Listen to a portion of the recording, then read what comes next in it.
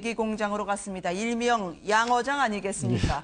아버지는 저렇게 좀 무게중심을 잡고 있는 것 같은데 아들은 왜 이렇게 메기를 좋아하나요? 일단 이게 지금 북한이 사실은 북한 주민들한테 단백질 공급할 수 있는 단백질 공급원이 없어요. 네. 사실 소나 돼지 같은 경우는 키우기도 힘들고 또 이것 자체를 이제 공급하기에는 한계가 있거든요. 네. 근데 이제 메기 같은 경우는 사실 이게 그 어떤 발전소에서 나오는 따뜻한 물로 해서 이제 기를 수 있는 겁니다.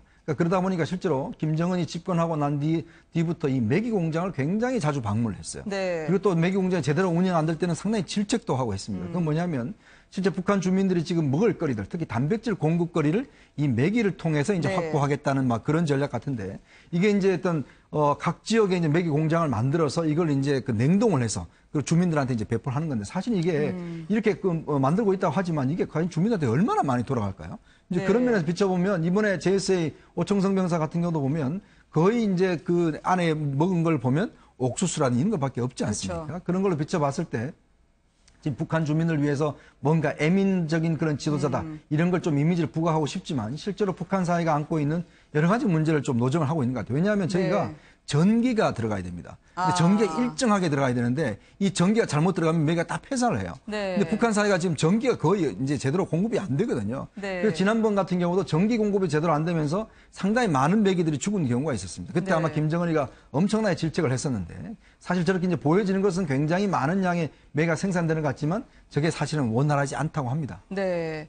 백두명장의 담력, 메기에다 쏟아붓는 것 같습니다. 어깨춤이 절로 난다는 김정은인데요. 비린내를 맡으니 기분 상쾌해진다는 그의 메기 공장 방문, 이렇게 설명하고 있습니다. 함께 보시겠습니다. 경의하는 김정은 동지께서는 온종일 걸었으나 힘든 줄을 모르겠다고 바다양호 저울시고 어깨춤이 절로 난다고 하시며 거듭 만족해 하셨습니다.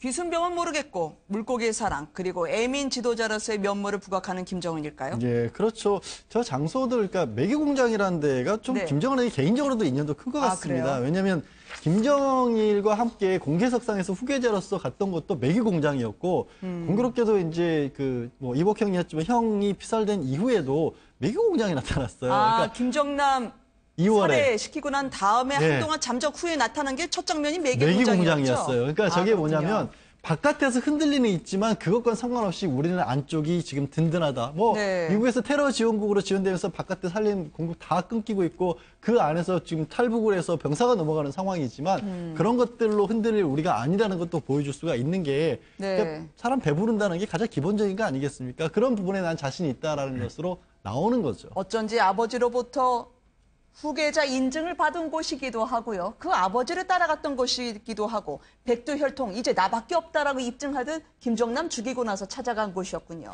결국 고기를 먹이는 지도자. 이게 네. 이제 상당히 중요한 거죠. 이게 하나 어떤 면에서 보면 북한 사회에서는 이제 하나의 적통같이 여겨지는 것이죠. 자, 김정일도 마찬가지로 북한 주민들한테 뭔가 고기, 단백질을 먹일 수 있는 지도자. 네. 본인도 마찬가지로 저렇게 이제 이미지를 보임으로 해서 내가 역시 이제 확고한 지도자라는 것을 이제 좀 대내 과시하는 이제 그런 측면이 있는데 네. 아까도 말씀드렸지만은 여러 가지 아마 내부적인 문제는 많을 거예요. 왜냐하면 지금 대북 제재 때문에 지금 사실은 북한의 외화벌이가 거의 되지 않고 있고 네. 최근에 중국에 파견됐던 식당 종업원들이 전부 다 철수해서 지금 귀국을 하고 있는 상황입니다. 그쵸. 그러니까 외화 그 수입 자체가 제대로 이루어지지 있지 않고 장마당이 있지만 그 장마당 자체도 상당히 이제 앞으로 중국 측에 비협조해서 어려움이 처할 수 있는 가능성이 높거든요. 네. 그렇다면 이 내부적인 경제적인 문제, 또 북한 주민이 이제 겨울이 다가오면 사실은 뗄감 먹을 거 이거 자체가 굉장히 부족합니다. 네. 자, 그런 것에 대비해서 뭔가 준비하는 듯한 모습을 보이긴 있고야 하지만 실제로 과연 저게 얼마만큼 주민한테 배급되겠냐 이거죠. 실제로 2,500만 주민들한테 저 메기가 몇만 원씩 네. 배급되겠습니까? 거의 저거는 뭐 실제로 평양이라든지 몇 군데밖에 배급되지 않는 것이거든요. 그렇다고 한다면 저게 과연 북한 주민들 전체를 먹여 살릴 수 있느냐? 그건 환상이라는 이야기죠. 네. 이렇게 김정은은 모르쇠로 나서고 있지만요. 이제는 귀순병 오청성 씨 언제까지 저 58만 원짜리 병실에 머물게 될까요? 군병원으로 이송되는 건 언제쯤일 것으로 예상하십니까? 지금 벌써 이제 본인이 수액 맞으면서도 앉아서 TV 같은 것도 시청할 수가 있고 네. 스스로 어느 정도 거동을 할 수 있다라는 게 속도가 굉장히 빠르지 않습니까? 그리고 말씀드린 것처럼 이제 과일 같은 걸 먹을 정도라면 위장 부분들이 거의 다 장 기능이 회복이 됐기 때문에 네. 생 과일을 소화 흡수할 수 있다는 얘기이기 때문에 아마 제 추측에는 개복된 부분들을 완전히 닫고 추가적으로 수술이 필요하지 않다라는 이국정 교수의 판단이 내려진다면 네. 지금 뭐 국군병원 같은 경우에도 분리해서 격리해서 수용할 수 있는 시설들은 있을 겁니다. 그렇게 네. 될 경우 국군병원에 가도 안전 문제 같은 것들을 확보할 수가 있기 때문에 네. 그 두 가지만 충족된다면 생각보다 빠른 시간 내에 갈 것 같아요. 왜냐하면 석해군 선장 같은 경우에는 그때 이제 총탄이나 이런 부분들이 연령도 있었고요. 총탄 때문에 이제 뼈라든가 이런 데 다친 데가 많았거든요. 그래서 오히려 더 시간 같은 걸 오래 걸렸는데 네. 방문 병사하고 또 장기 부분이었기 때문에 회복이 되기 시작하면 또 빨리 되는 특성도 있기 때문에 속도는 빨라 나올 걸로 보입니다. JSA를 통해서 탈북을 했던 사람들이나 아니면 고급 정보를 갖고 있는 사람한테 물어보니까 이제는 신문 과정을 거칠 때 말이죠. 일식집도 데려가면서 아무래도 분위기 좋게 그리고 긴장을 풀 수 있게 한다고 하던데 말이죠. 그렇죠. 초창기에는 이제 우리가 북한에서 넘어왔을 때 이게 혹시나 위장한 것이 아닌가라는 네. 이제 그런 의심이 있었지만 사실 이런 경우 같은 경우는 사실은 뭐 거의 이제 눈으로 봤지 않습니까? 그래서 합심조라고 있습니다. 네. 국정원과 기무사라든지 이런 데서 이제 합동 신문조를 구성을 해서 이제 여러 가지 평가를 하게 되는데 상당히 이제 노하우가 많이 축적돼 있어요. 이게 왜냐하면 그동안 우리가 3만 명의 탈북자가 와 있기 때문에 네. 각 지역에 대한 정보 이런 것들이 굉장히 축적이 많이 되어 있습니다. 그래서 몇 마디만 물어보면 이 사람이 진짜로 거기 살았는지 아닌지를 이제 금방 알 수 있어요. 네. 그러다 보니까 우리 합심조에서 몇 마디만 물어보면 진짜 이 사람이 그 동네에 살았고 어디 소속인지를 훤히 알 수가 있는 것이죠. 그렇기 네. 때문에 아마 이제 좀 더 분위기를 부드럽게 하면서 실제로 이제 우리의 정착할 수 있도록 하는 이제 네. 그런 단계로 이제 하기 때문에 아마 이제 합심조가 이제 조금 건강 상태 괜찮아지면 합심조 곧 이제 신문을 하고 그것이 끝나면 이제 바로 하나원으로 넘어갈 겁니다. 하나원에서 3개월 동안 거기서 이제 네. 국내 정착 훈련들 또 기술 훈련들을 받고 그 다음에는 이제 1,500만 원과 그 다음에 일부 생활비 600만 원. 요즘 한 2,000만 원 조금 넘게밖에 주지 않거든요. 그렇군요. 근데 만약에 이제 특별한 뭔가 이제 정보를 가져왔으면 거기에 따르는 보로금을 좀 더 많이 주는데 현재로서는 이제 한 2천만 원 가량의 이제 정착 자금만 이제 그 부여가 되게 돼 있습니다. 네, 오렌지빛 영롱한 오병사가 머물고 있는 VIP 병실을 함께 살펴봤습니다. 이분은요, 어머니는 분해서 못 살겠다고 자결하겠다고 오열을 하는데 딸은 함께 살던 남성이 다쳤다고 오열을 하네요. 워낙 최순실 씨와 달리 정유라 씨는 공항을 통해서 귀국할 때부터 알아봤습니다. 엄마가 우려할만 했던 그 정유라 함께 보시겠습니다. 그 메달을 들고 가라고 했던 건 그때 어머니가 이거 메달 들고 가서 거기 입학 사정관 하시는 분한테 여쭤보라고. 제가 어머니와 전 대통령님과의 어떤 일이 벌어졌는지는 하나도 모르는데 일단 저는 좀 억울합니다. 아니 면회 된다 그래서 왔는데 아니, 면회 안 돼. 어디 근처는? 제가 사고 나서 찢었잖아요. 보호자로 일단 소리 안 해요. 정유라 씨, 심경이 어떠신가?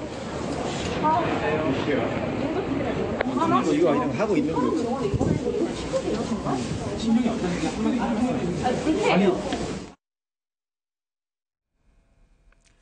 엄마는 그렇게 나오지 말라고 했는데 특검과 함께 새벽에 총총 집을 나섰던 정유라는 면회가 불발이 됐다고 그리고 응급실에서 자신과 함께했던 남성에 대해서 오열을 합니다. 정말 직진 스타일인 것 같아요. 그러니까 대형 폭탄이라고 하던 말이죠. 감정이라든가 아니면 하고 싶은 말 네. 같은 거 그때 느끼는 대로 못 참을 때는 그냥 내뱉는 것 같고요. 그건 네. 어머니를 거의 똑같이 닮은 것 같아요. 최순실 씨도 법정에서도 사형시켜달라면서 대성통곡하기도 하고 네. 심지어 자기 재판에서 검찰 얘기 갑자기 하면서 판사가 그런 얘기 하는 거 아니라 그래도 할 말 다 하지 않습니까? 지금 보는 정유라 씨도 그런 비슷한 모습을 보여주는데 문제는 왜 마필관리사라는 분이 물론 가까이 있었고 돌봐주는 뭐 어느 정도 친밀한 관계가 있으면 인지상정이긴 하지만 저렇게까지 급하게 서둘러가면서까지 찾아갈 정도가 됐었을까. 더군다나 네. 이제 이 범인이 영장실질심사를 받는 과정에서도 나는 꼭 반드시 가서 봐야겠다라는 얘기를 할 정도로 정유라 굉장히 씨가요. 정유라 씨가 네. 이 사건 자체에도 집착을 했었고 또 사건이 일어났을 때 또 범인도 이렇게 이 마필관리사를 다치게 했지만 지금 중요한 건 정유라면서 찾았던 것도 보면 네. 이 사건도 흔한 저는 처음에는 이게 워낙 돈이 많이 있는 혼자 있는 여성으로 소문이 났다 보니까 경제적 곤란을 겪고 있는 사람이 돌발적으로 벌인 사건이었나 보다 했는데 물론 그럴 가능성이 지금도 훨씬 크지만 네. 그 이후에 일어난 일들이 뭔가 좀 평범한 사건과는 좀 다른 것 같은 그런 일들이 계속 벌어지고 있네요. 모든 건 박 대통령과 엄마가 한 것 같아서 나는 모르겠고 그러나 이 남성에 대해서는 집념에 가깝게 지키려고 했고 면회를 가려했던 정유라였죠. 아마 이제 추정컨대 이 남성 같은 경우는 이제 마필 관리사인데 사실 정유라가 해외에 있을 때 2명의 마필 관리사와 함께 생활했지 않습니까? 네. 그게 보모도 있었고 그리고 아기도 같이 있었고 이런 이제 이 같이 이제 계속 움직였고 실제로 국내에도 이제 들어왔었거든요. 네. 아마 그 중에서 한 명이 이제 지금까지 이제 그 미승 빌딩에 함께 생활한 것으로 보여집니다. 네. 그런 걸로 비춰봐서는 사실 이제 그냥 뭐 일반적인 뭐 고용자와 고용된 사람의 관계는 좀 이상인 것이 아닌가라는 좀 추정을 하고 있어요. 그러니까 네. 뭐냐면 지난번 강도가 들어왔을 때도 온몸을 날려 사실은 이제 정유라를 구하기 위해서 또 본인이 칼이 찔렸고 그리고 이제 보니까 정유라도 굉장히 그 병원까지 찾아가서 뭐 이렇게 했고 또 적극적으로 또 대응을 했고 또 이제 네. 나중에 그 강도가 영장 실질심사를 받을 때 본인이 뭐 직접 실질심사니까 나가겠다, 뭔 말하는지 보겠다라고 해서 굉장히 적극적인 자세를 보이는 네. 것 같아요. 그런 걸로 보면 전체 관계를 비춰보면 그냥 보통의 고용 관계는 아닌 좀 더 네. 이상의 관계 아닌가라고 좀 속시 추정을 해봅니다. 네. 증언을 위해서 새벽에 특검을 만났던 정유라입니다. 그렇지만 흉기 강도는 법정에서 무슨 말을 하든지 직접 지켜보겠다고 하던데요. 이 부모, 특히 최순실 씨는 엎드려서 본인이 오열을 하면서 자결하겠다고 했는데 정윤혜 씨는 어떻게 되는 겁니까? 이젠 부인하고도 딸하고도 연락을 잘 안 취하는 건가요? 정유라 씨가 유일하게 의존하려고 했던 제2의 남성 같던데요. 정유라 씨 같은 경우에는 제가 알기로는 사건 직후에 네. 정유라 씨와 통화도 했던 걸로 지금 알고 있습니다. 그래서 특별하게 문제가 있는 건 아니었다라고 하고 오히려 네. 지금 자신이 아는 사람들도 이 뭐 미승빌딩 쪽으로 보내서 찾아보기도 했었다고 하는데요.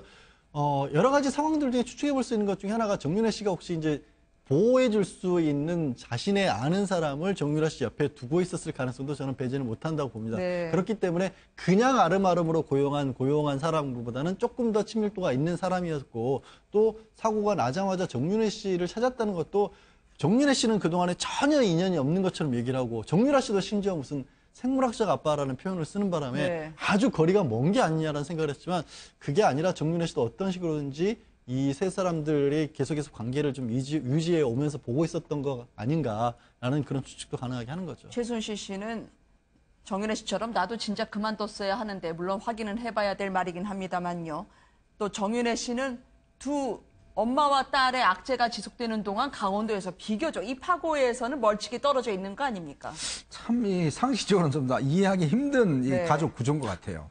지금 보면은 뭐 어쩔 수 없이 사실은 뭐 본인이 뭐 이혼했다 하더라도 실제로 본인이 낳은 딸이고 네. 또 지금 그렇게 이제 강도까지 들어와서 거의 뭐 굉장히 위험한 상황에 처했지 않습니까? 그렇다면 일반적인 가족 관계라면 사실 정유라 씨가 직접 뛰어와서 관리를 했어야죠. 그럼에도 불구하고 본인이 그냥 오지 않고 측근들이 왔다는 건 아무래도 이제 네. 세간에 좀 알려지는 것들 이런 것들이 상당히 한 것 같고 문제는 이제 최순실 씨 아마 입장 같아요. 사실 그동안 사실 정유라에 대해서 굉장히 이제 안 좋은 감정들 그리고 또 변호사를 통해서 도대체 제가 왜 저런지 좀 알아봐라 이렇게 이야기할 정도로 굉장히 악감정을 갖고 있었는데 사실 딸이 이렇게 위험한 상황에 처해 있으니까 네. 본인도 스스로 지금 거의 멘탈 붕괴 상황에서 견디기 힘든 상황에서 아마 딸까지 저렇게 위협받는다고 하면 사실 내부에서 아마 굉장히 정신적인 고통을 많이 겪을 겁니다. 그래서 네. 아마 앞으로 재판 과정에 이런 것도 상당히 차질을 빚지 않을까라는 좀 예상을 해봅니다. 네. 수술복으로 위장해서 취재진 따돌리고 간호를 하려고 했다는 정유라 씨. 그런 집념으로 세상을 살았으면 어땠을까요? 이제 와서 후회하는 거는 뭐 별로 소용이 없습니다만은. 네. 근데 그러니까 정유라 씨 같은 경우도요, 네. 좋아했던 것들, 예를 들어서 애착을 보였던 뭐 강아지, 고양이 이런 종류에 대해서는 비행기를 태워서 독일까지 데려갔었고, 어떤 방에는 심지어 그 노부장이 그런 얘기를 노승일 부장이 그런 얘기 했지 않습니까? 자기 머물고 있던 방에도 고양이 개냄새 때문에 살기가 어려웠다고 할 정도로까지 또 좋아하는 데는 그렇게까지 집착을 네. 하고 아이를 가졌을 때도 그 전 남편과의 사이를 만류했었고 주변에서 그렇게 반대했는데도 어린 나이에도 고집을 부렸었잖아요. 네. 그러니까 뭔가 하나 요즘 하는 표현을 빌자면 뭐 꽂혔다고 해야 될까 그런 게 있으면 굉장히 집착으로 그쪽에만 또 그쪽엔 충분히 하는 것 같아요. 예. 네. 강도 상해 혐의로 오늘 정유라 집에 침입했던 40대 남성이 구속이 됐다는 소식까지 전해드렸습니다. 사회 뉴스를 함께했던 두 분께 고맙습니다. 감사드립니다. 고맙습니다.